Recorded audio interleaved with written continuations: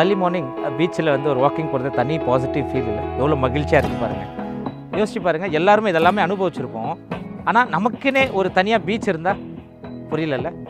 உங்களுக்காக டெரனம் ஹோம்ஸ் இலை பீச் மெடோஸ்ன்ற ஒரு 22 ஏக்கர்ஸ் இன்டிகிரேட்டட் டவுன்ஷிப் ப்ராஜெக்ட் உங்கள் கடலூரில் May 12th லான்ச் பண்ணுறோம்.